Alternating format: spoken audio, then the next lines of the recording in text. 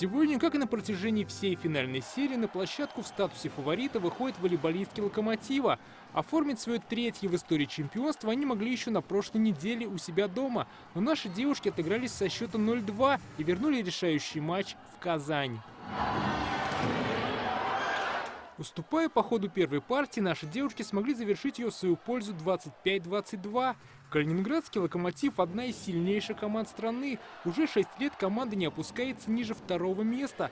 «Динамо» Ак Баржа в последние годы буксовала. Крайний чемпионский успех был в 2020 году.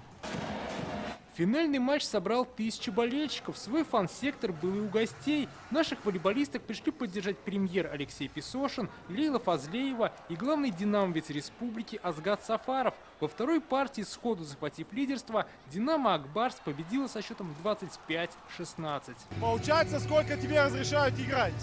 Сегодня Казань намного свежие были. У нас силой практически уже видно, что не устала. С внушительным игровым преимуществом динамовки начали третью партию, сохраняя отрыв в 5 очков, довели решающий отрезок и матч до победы. На церемонию награждения девушки облачились в золотые майки, команде вручили кубок чемпиона и медали высшей пробы. Мы верили так, как не верил никто. Мы молились, мы держали кулачки, и мы сделали сначала хорошее возвращение в Калининграде, и сегодня мы завершили победу. Ура! Видно сегодня, что первая партия практически решила эти матчи. За счет командной игры, собранности и хороших эмоций и зрителей, которые были в этом зале. Это была сумасшедшая борьба из 5 игр. Мы очень рады, мы очень счастливы.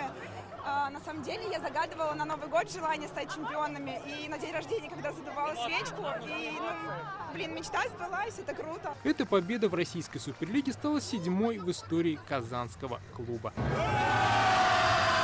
Дмитрий Аринин, Рамзиль Гарипов, ТНВ, Казань.